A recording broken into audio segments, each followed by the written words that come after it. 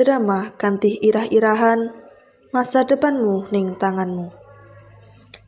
Kisah punika nyariosaken babagan satunggaling siswa ingkang asring males sinau, remen ora mlebet sekolah, saha nglirwakaken tugas.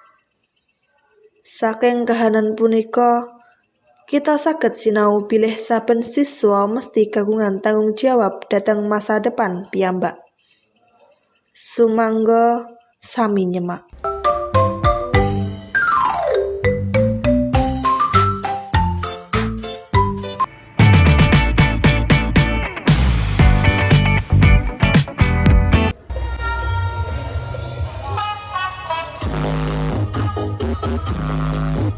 Pose with the fans.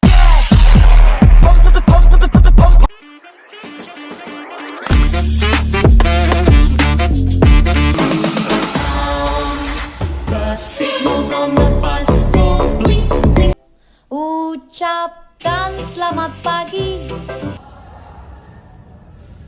Bung, tugas matematika aja kudu dikumpul ke saya lho. Kowe wis durung? Alah males kowe lah. Loh, piye to, Bu? Yen kowe ora nulis saiki yo ketinggalan meneh. Kowe iki kok ngono terus ta, Bu? Saben ana tugas mesti ana wae alasan. Ojo kesuwen ngono lho, Bu. Sekolah iki kudu dolanan. Wes ora usah cerewet, aku pengen dolanan saiki.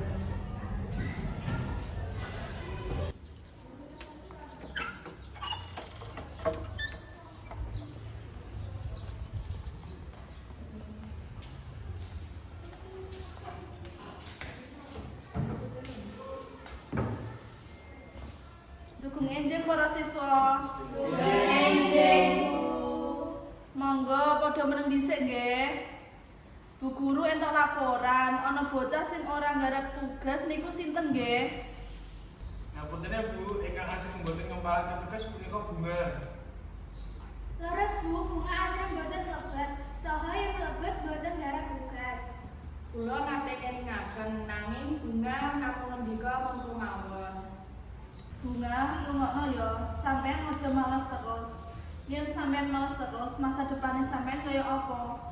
Bu guru ngajak Pak Pandi supados disengkeki solusi. Bunga, mengko jam istirahat mara ruang BK ya. Nggih, Bu.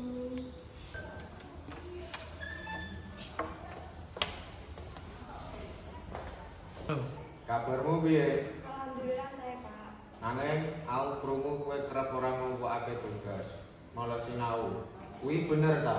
Nggih, Pak, leres. Kula asring kesupen. Bunga, kanca-kanca lan guru-guru sampun ngelingke sampean. Nanging sing iso ngowahi mung sampean dhewe. Ya wis, Bung, ben jelas aku bakal ngundang ibumu ben iso rembukan bareng. Pak, ampun ya, Pak. Wis, pokoke aku bakal ngundang ibumu ben iso rembukan bareng-bareng. Nggih sampun, Pak. Kula nyuwun atur. Assalamualaikum, Bu. Sugeng enjing. Niki leres nggih, budini ibunipun saking Bunga.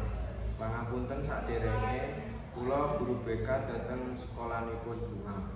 Bunga niki asring boten mlebet lan boten ngempalake tugas. Monggo rawuh dhateng sekolahan Bu supados kita saged rembugan sareng-sareng.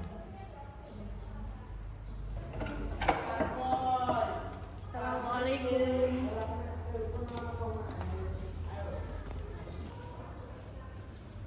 Sugeng enjing Pak, Bu. Kula ibunipun Bunga. Nggih, Bu. Monggo pinara. Matur suwun sanget, Bu. Sampun kersa rawuh. Anak panjenengan Bunga asring boten mlebet sekolah lan boten ngempalake tugas. Leres Bu, Bunga punika pinter, nanging tesih dipun paringi disiplin lan perhatian. Pangapunten ingkang kathah nggih, Pak Bu. Bunga, Ibu kuciwa. Bapak karo Ibu wis ngusahake kanggo biaya sekolahmu. Nanging menawa kowe males terus ngene iki, apa gak sakake karo bapakmu sing kerja kanggo biaya sekolahmu? Nggih, Bu, kula janji. Ya wis, aja mbaleni maneh ya. Saiki kudu sing sregep. Matur suwun sanget Bu, kita sami badhe dukung Bunga dados langkung sing sregep lan tanggung jawab. Nggih Pak, kula ugi matur nuwun sanget kagem Bapak lan Ibu guru. Mugi-mugi Bunga saged langkung sregep malih lan kula nggih nyuwun pangapunten menawi Bunga ngjiwakaken Bapak Ibu guru sedaya.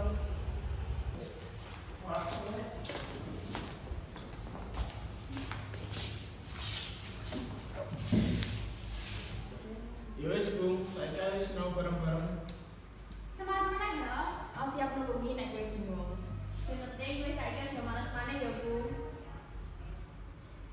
Matur suwun kabeh ya, aku janji bakal berubah. Ora males maneh. Sampun rampung drama masa depan ning tanganmu. Piwulang ingkang saged kita pendhet. Masa depan boten ing asta wong liya, nanging wonten ing tangan kita piyambak. Disiplin, sregep, saha tanggung jawab dados kunci kasil. Mugi cerita menika saged paringi pepeling tumrap kita sedaya.